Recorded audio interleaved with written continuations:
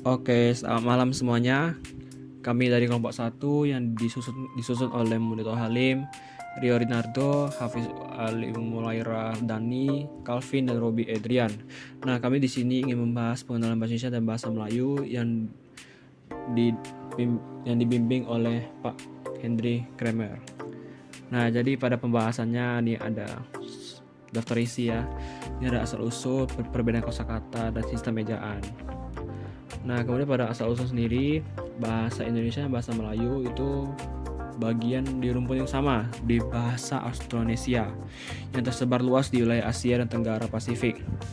Pada bahasa ini memiliki akar sejarah yang kuat sebagai bahasa penghubung di Nusantara sejak zaman Kerajaan Sriwijaya pada abad ke-7 yang berpusat di Sumatera. Bahasa Melayu mulai berkembang sebagai lingua franca bahasa yang digunakan sebagai antar komunikasi antar suku, pedagang, dan berbagai kerajaan di seluruh kepulauan Nusantara.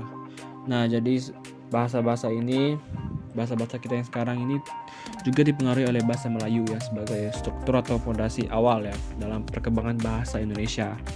Nah, setelah bahasa Melayu menjadi struktur, nih sebelumnya juga ada bahasa-bahasa yang tergabung dalam bahasa Indonesia. Ada bahasa Sanskerta, bahasa Arab, dan bahasa Eropa. Contoh-contoh bahasa Sanskerta itu seperti kata bahasa, raja, agama, dan kemudian pada bahasa Arab itu adalah salat, iman, dan zakat. Ya, ketika Islam masuk ke Nusantara melalui perdagangan dan penjabaran agama.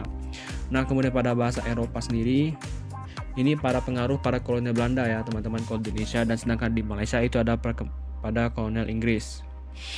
Nah, kemudian ada perbedaan kosakata, ini ada beberapa perbedaan ya antara perbedaan bahasa-bahasa Indonesia dan bahasa Melayu. Cuman pada poin penting atau utama sebenarnya perbedaan aksen atau logat ya. Di sini ada kata percuma, kalau bahasa Melayu itu percuma, kalau kata bahasa Indonesia percuma itu artinya sia-sia. Contohnya seperti semua usaha itu percuma. Sedangkan pada bahasa Melayu itu percuma 300 gram, ya itu artinya gratis ya, gratis 300 gram, lebih 300 gram gitu. Nah, kemudian pada kata kabar itu bahasa Indonesia, sedangkan pada Melayu itu kabar. Jadi kayak ada kabar baik dari pejabat, berarti ada berita baik dari pejabat. Sedangkan pada bahasa Indonesia itu artinya adalah menanyakan kabar atau kondisi seseorang. Contohnya, bagaimana kabarmu, gimana kabarnya, itu seperti konteks itu seperti informasi umum di dalam kata berita. Kemudian dari kata bisa. Nah, bisa sendiri pada bahasa Indonesia mengartikan mampu. Contohnya, saya bisa menyelesaikan tugas ini. Nah, kata bisa dalam bahasa Indonesia juga dapat diartikan sebagai racun ya, racun, atau contohnya bisa ular itu sangat mematikan.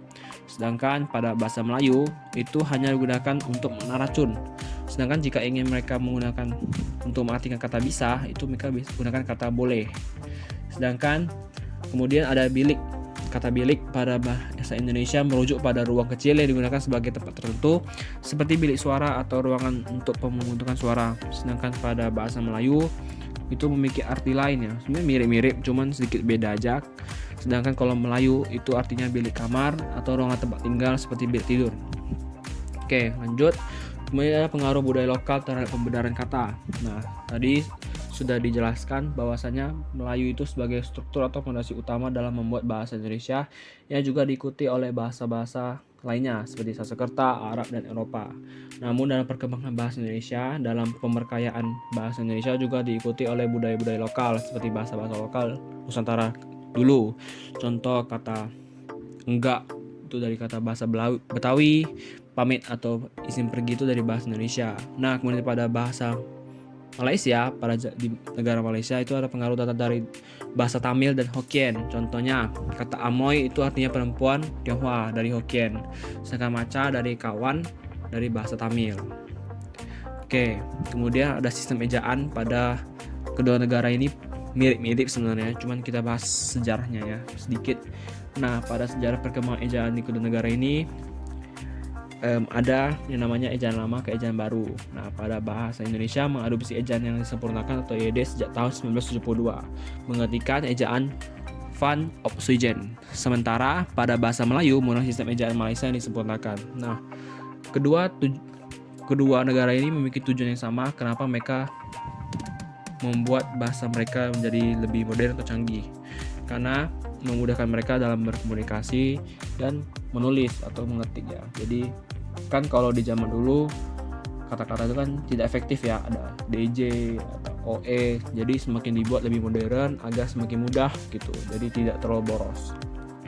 Nah, kemudian pada sistem ejaan di sini ada OU, ada K dari kata, ada pengulangan DJ dan J, pengulangan OE dan U. Sebenarnya perbedaan-perbedaan ini dibandingkan dengan Malaysia yang lama, karena kita juga gak terlalu jauh ya sejarah perkembangan bahasanya.